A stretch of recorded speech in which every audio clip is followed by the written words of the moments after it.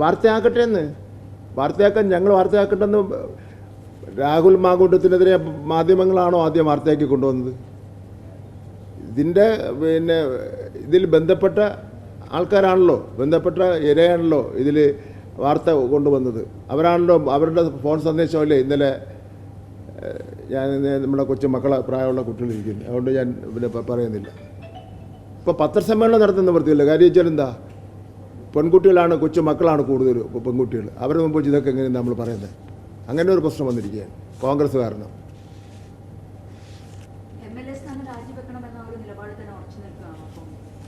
അതല്ലേ അതിൻ്റെ ഒരു മാന്യത എന്ന് പറഞ്ഞാൽ, അതിൻ്റെ ഒരു കേരളത്തിൻ്റെ സംസ്കാരത്തിനനുസരിച്ച് അതല്ലേ ചെയ്യേണ്ടത്.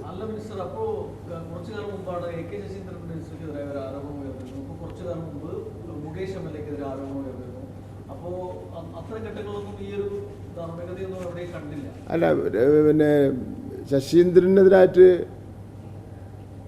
പെൺകുട്ടി പരാതിപ്പെട്ടില്ലല്ലോ. അതേപോലെ തന്നെ മുകേഷിനെതിരായിട്ടും പരാതിപ്പെട്ടില്ലല്ലോ.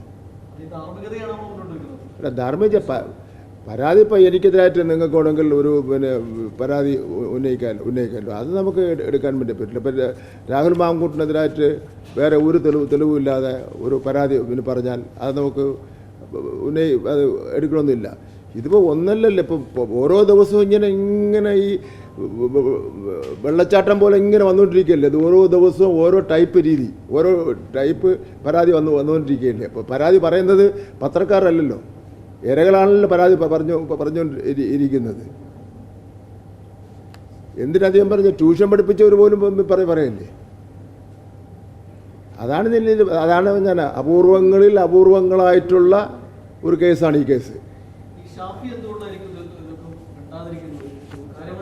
ഷാഫിയുടെ സ്കൂളിലാണ് ഇവരെല്ലാം പഠിച്ചത്. അപ്പോൾ ഹെഡ് മാസ്റ്ററെ പറ്റി സംശയിക്കേണ്ടതുണ്ടോ?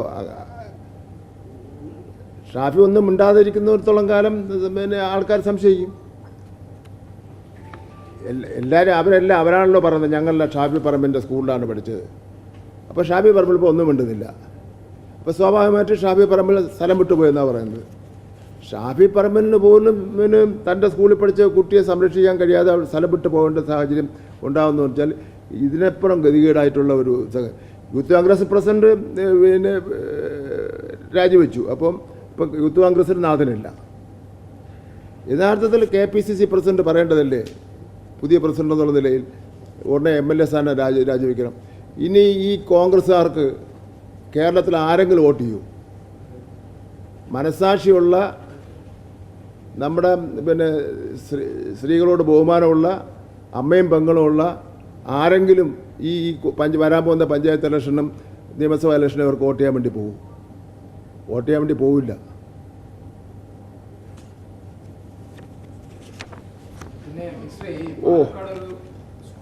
എവിടെ? അതെ,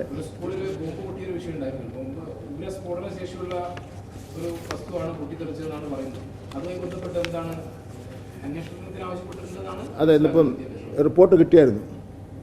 പാലക്കാട് വ്യാസ വിദ്യാപീഠ സ്കൂളിലാണ് സംഭവം നടന്നത്. പ്രീ പ്രൈമറി സ്കൂളിൻ്റെ സമീപത്താണ് ഈ സംഭവം നടന്നത്. കോമ്പൗണ്ടിനകത്ത് 4 ബോംബുണ്ടായിരുന്നു.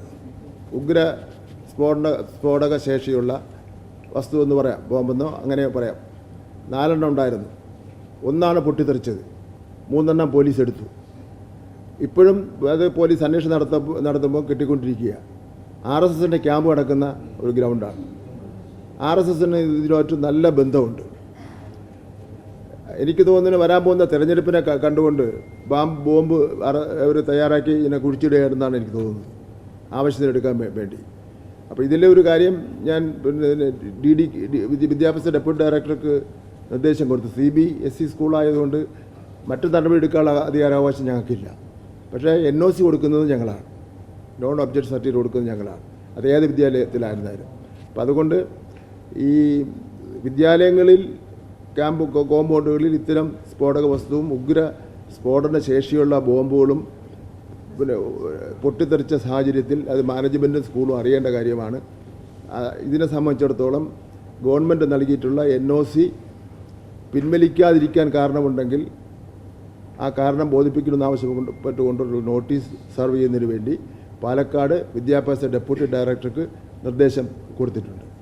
കേരളത്തിലെ ഒരു ക്യാമ്പസുകളിലും CBSE ആയിക്കോട്ടെ മറ്റേതെങ്കിലും വിഷയം ആയിക്കോട്ടെ കേരളത്തിലെ ഒരു ക്യാമ്പസുകളിലും ഈ മാരക ആയുധങ്ങളുടെ പ്രാക്ടീസ് നടത്താൻ വേണ്ടി അനുവദിക്കില്ല. അതിപ്പം RSSനുമായിട്ട് ബന്ധപ്പെട്ട സ്കൂളായിരുന്നാലും വിശ്വഭാരതിയായിട്ട് ബന്ധപ്പെട്ടുള്ള സ്കൂളായിരുന്നാലും ഏത് മാനേജ്മെൻ്റ് ആയിരുന്നാലും മാനേജ്മെൻറ്റിൻ്റെ ഉള്ളിൽ ഒരു കാരണവശാലും അനുവദിക്കുന്ന പ്രശ്നമല്ല. അങ്ങനെ നടത്തിയാൽ അത്തരം സ്കൂളിൻ്റെ NOC പിൻവലിക്കുമെന്നുള്ള കാര്യത്തിൽ ഒരു തർക്കവും വേണ്ട.